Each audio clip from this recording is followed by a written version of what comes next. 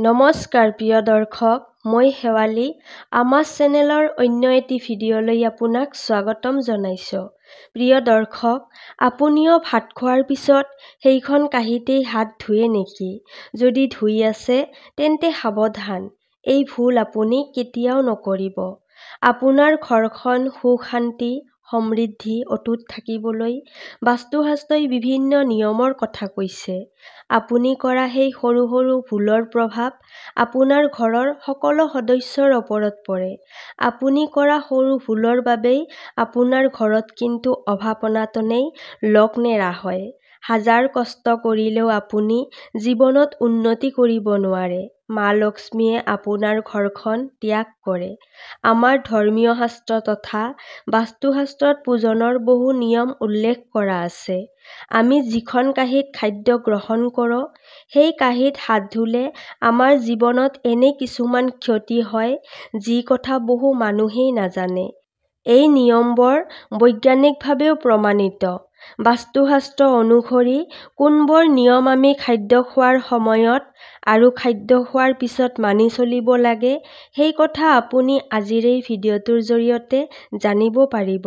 প্ৰিয় দৰ্শক, আপুনি যদি মা লক্ষ্মীৰ কৃপাত জীৱন্ত সুখেৰে ভৰাই তুলিব বিচাৰে, তেন্তে সম্পূৰ্ণ বিশ্বাসেৰে কমেণ্ট বক্সত জয় মা লক্ষ্মী বুলি লিখিবলৈ নাপাহৰিব।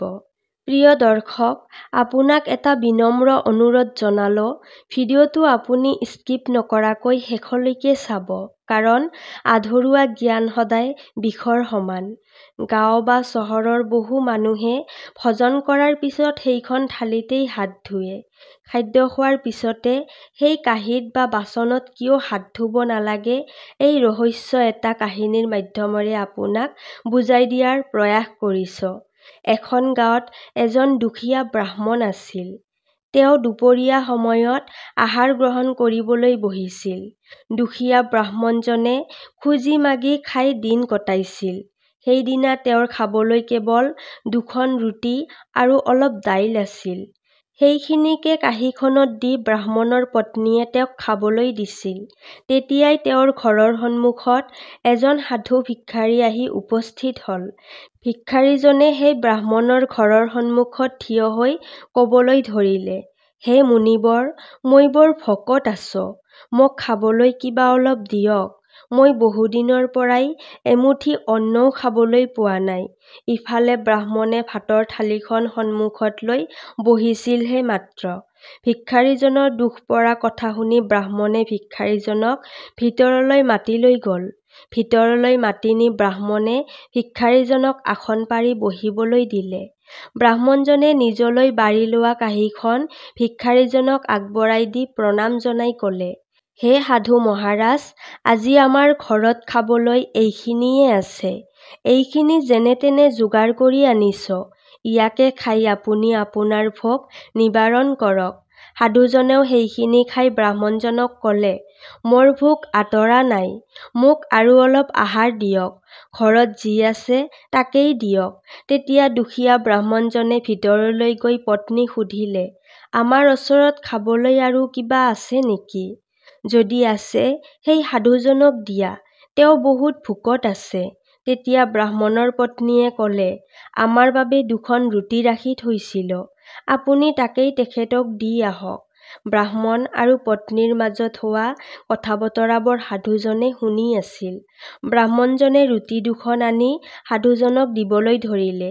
তেতিয়া সাধুৱে ক'লে, নাই নাই, মোক আৰু একো নালাগে, মোৰ পেট ভৰি গ'ল।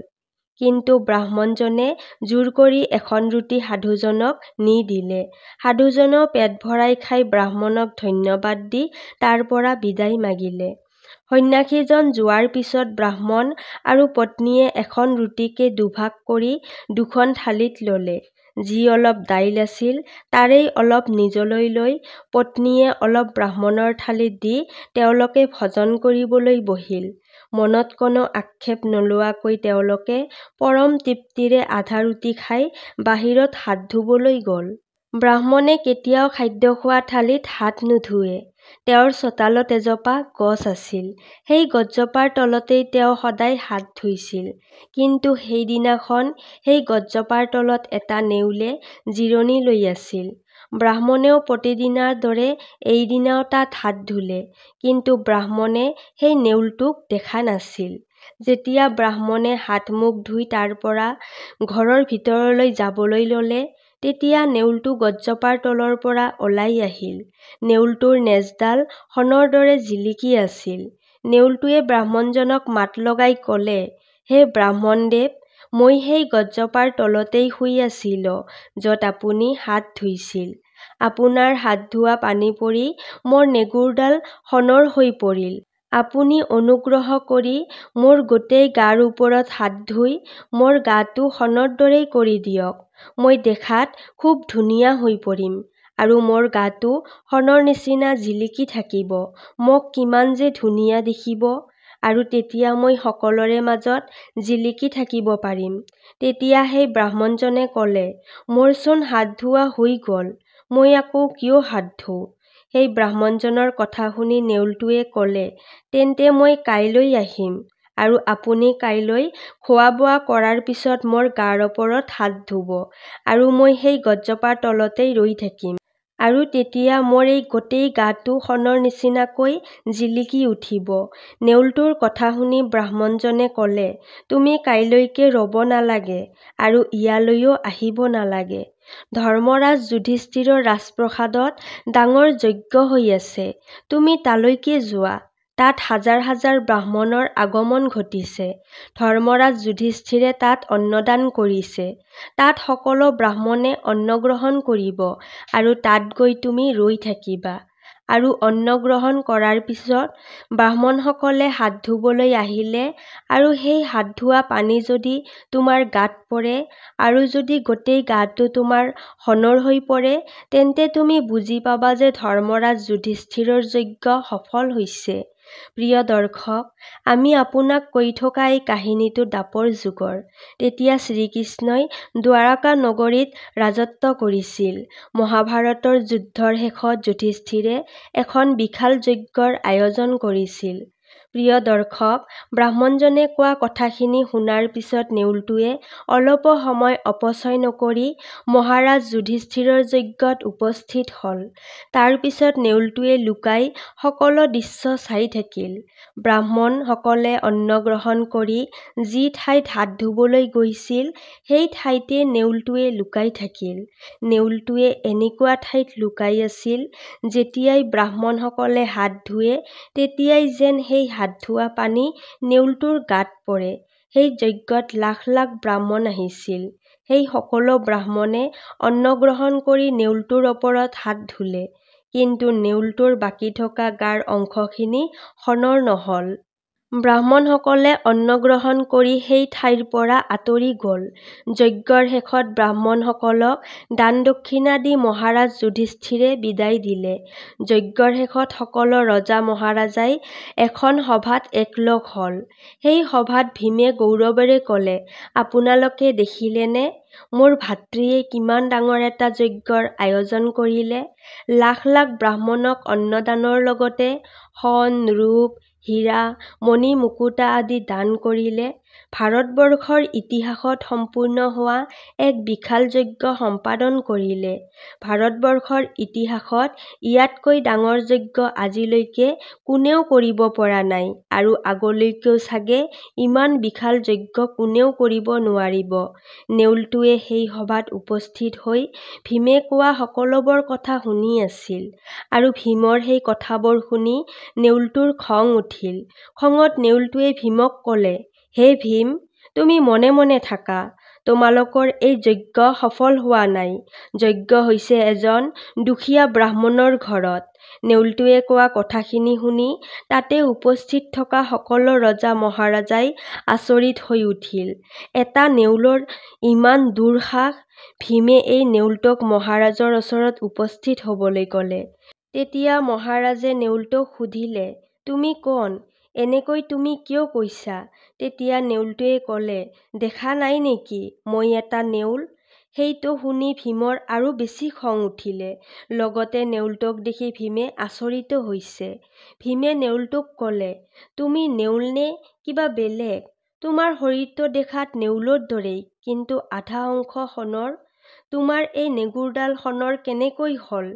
তেতিয়া নেউলটোৱে ক'লে, মই প্ৰকৃততে নেউলেই হয়, কিন্তু মোৰ শৰীৰটোৰ আধা অংশ শণৰ হোৱাৰ আঁৰত এটা ৰহস্য আছে আৰু মহাৰাজ যুধিষ্ঠিৰৰ এই বিশাল যজ্ঞ সফল নোহোৱা বুলি কোৱাৰো কাৰণ আছে। শুনা ভীম, মই কাষৰ গাঁওখনৰ এটা দুখীয়া ব্ৰাহ্মণৰ ঘৰৰ চোতালত থকা গছ এজোপাৰ তলত শুই আছিলোঁ।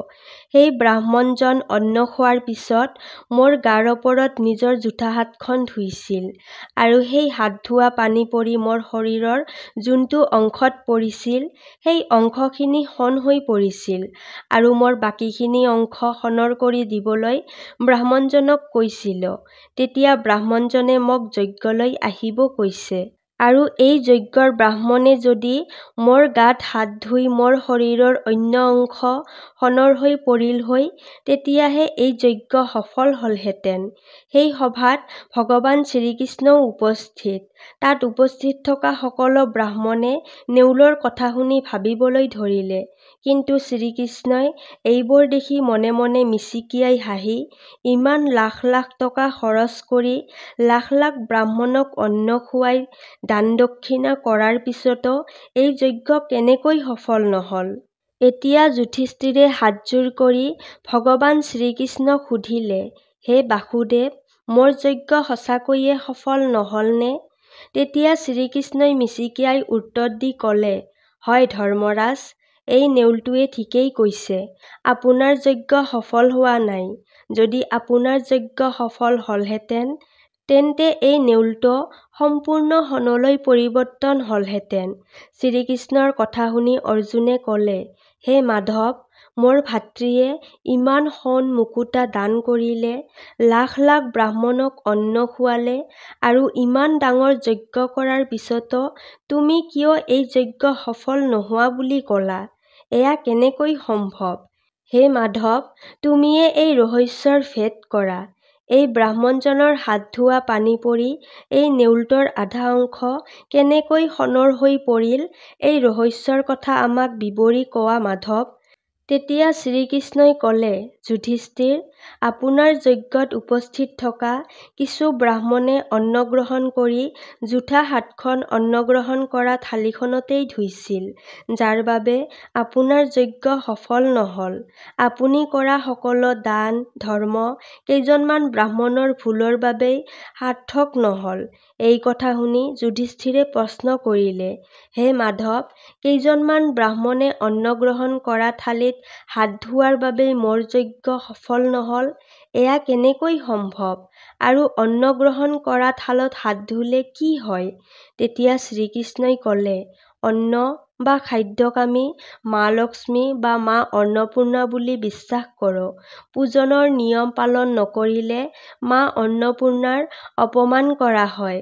বিশেষকৈ অন্ন গ্ৰহণ কৰাৰ পিছত সেই কাঁহীত বা থালিত হাত ধুলে মা লক্ষ্মীক তিৰস্কাৰ কৰা হয়।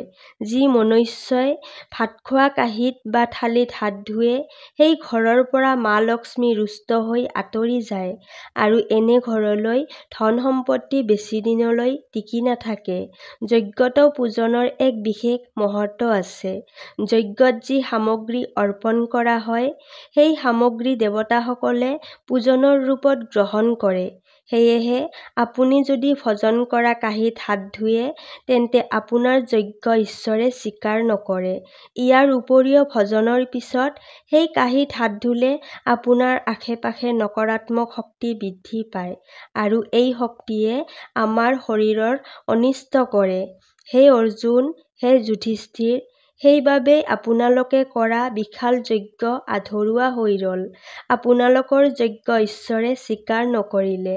অন্ন গ্ৰহণ কৰা থালিত ব্ৰাহ্মণে হাত ধোৱাৰ বাবে সেই যজ্ঞত দিয়া সামগ্ৰী দেৱতাসকলে গ্ৰহণ নকৰিলে। ইয়াৰ উপৰিও অন্ন গ্ৰহণ কৰা থালিত হাত ধুলে চন্দ্ৰ আৰু সূৰ্যৰ বেয়া প্ৰভাৱ মনুষ্যৰ ওপৰত পৰে, ঘৰৰ উন্নতি আঁতৰি যায়।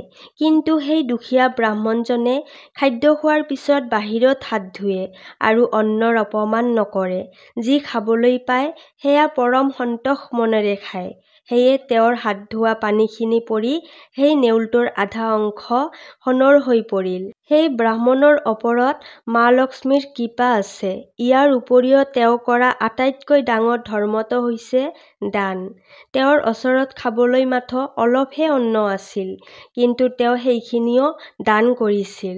কিন্তু যুধিষ্ঠিৰৰ ওচৰত লাখ লাখ সম্পত্তি থকাৰ পিছতো তেওঁৰ যজ্ঞত উপস্থিত হোৱা ব্ৰাহ্মণবোৰ সন্তুষ্ট হোৱা নাছিল।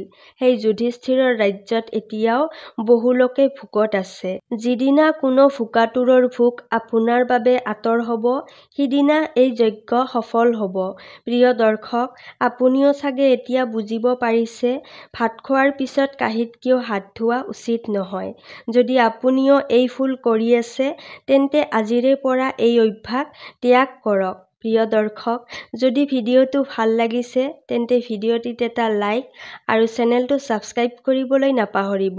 তেতিয়াহ'লে আজিলৈ ইয়াতেই সামৰিছোঁ। কাইলৈ পুনৰ লগ পাম আন এটি ভিডিঅ'ৰ সৈতে। ধন্যবাদ।